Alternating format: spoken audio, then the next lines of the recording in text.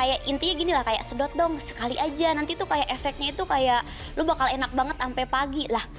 Kenapa enak sampai pagi? Kita kan curiga ya kan, kataku nggak mau dan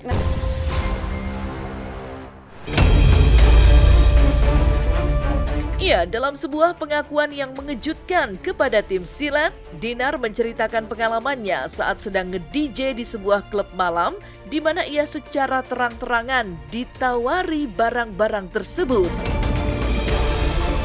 Lantas, benarkah Dinar menganggap hal tersebut adalah ancaman serius yang perlu diwaspadai oleh masyarakat luas? aku lagi nge-DJ terus dia tuh kayak nawarin aku kayak kayak intinya gini lah, kayak sedot dong sekali aja, nanti tuh kayak efeknya itu kayak lu bakal enak banget sampai pagi lah.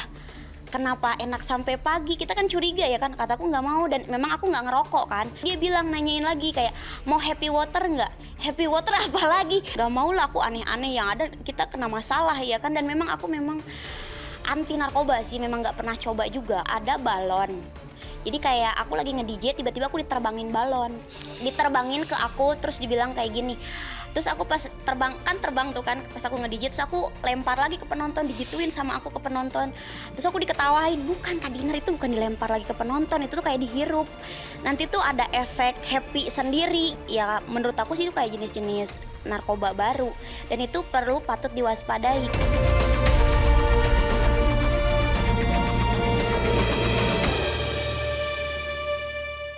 Pak tadi hadir, cuman kan pulang duluan.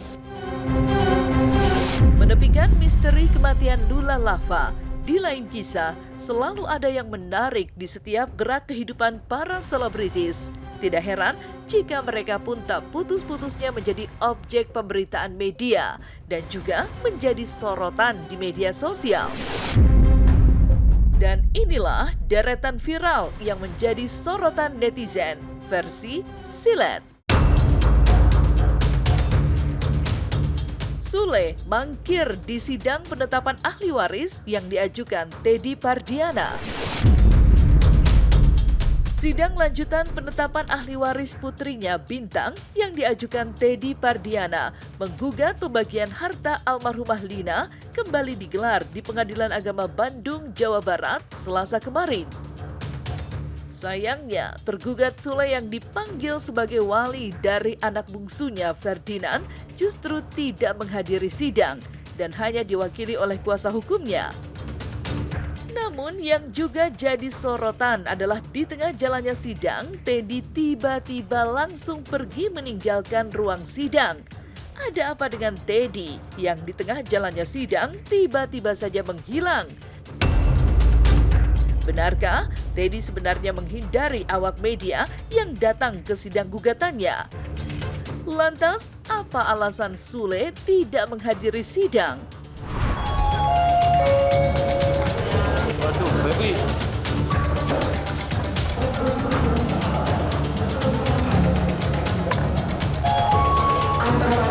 Febri. Pak tadi hadir, cuman kan pulang duluan. Nah kalau Iki dan kawan-kawan memang hari ini tidak dijadwalkan hadir ya gitu ya. Bukan mengundurkan diri, beliau itu pulang duluan karena anaknya itu nggak enak badan. Nah, kalau informasi dari kuasanya tadi bukan keluar meninggalkan persidangan, bukan begitu. Tadi sudah selesai sih sidang sih, di dalam sudah selesai. Ya maksudnya gini, ketika memang agenda mediasi, karena memang termohon prinsipal belum hadir, itu kan kita belum bisa mediasi juga. Jadi Kang Teddy tadi pulang karena alasan Bintang lagi sakit. Jule jadi hujatan netizen karena sebut pernikahan adalah kontrak bisnis. Berikutnya ada selebgram Julia Prastini alias Jule yang kembali menjadi sasaran hujatan netizen. Ia tidak ada asap jika tidak ada api. Semua dipicu oleh ulah mantan istri Dihun itu sendiri yang mengibaratkan pernikahan layaknya kontrak bisnis karena adanya unsur transaksional di dalamnya. Meski begitu, Jule juga baru meminta maaf kepada anak-anak dan juga mantan suaminya atas apa yang terjadi dalam rumah tangga mereka.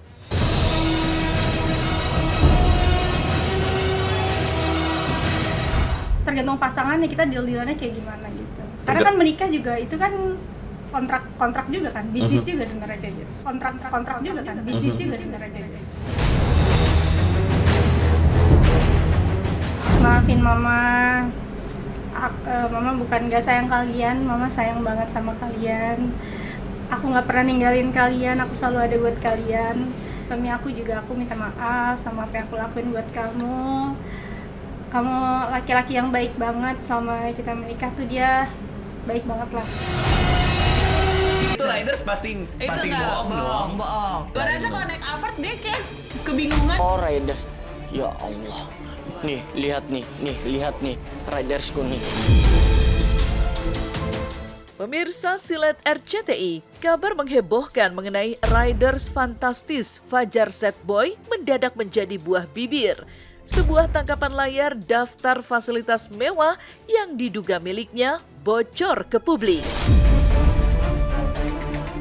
Ya, tak tanggung-tanggung, daftar tersebut mencantumkan permintaan kelas sultan, mulai dari antar jemput kendaraan mewah, penggunaan make up mahal branded luar negeri, hingga camilan eksklusif dan premium seperti anggur Shine Muscat dan gelato rasa leci dengan pemanis rendah kalori.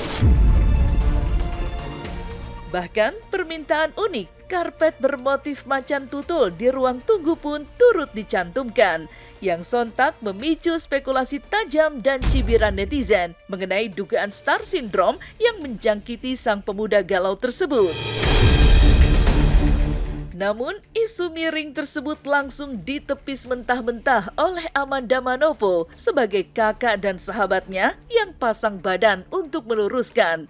Amanda menegaskan bahwa Fajar adalah pribadi yang sangat sederhana, bahkan susah makan nasi dan hanya doyan biskuit. Amanda justru tertawa membayangkan Fajar meminta mobil mewah karena menurutnya pasti akan kebingungan.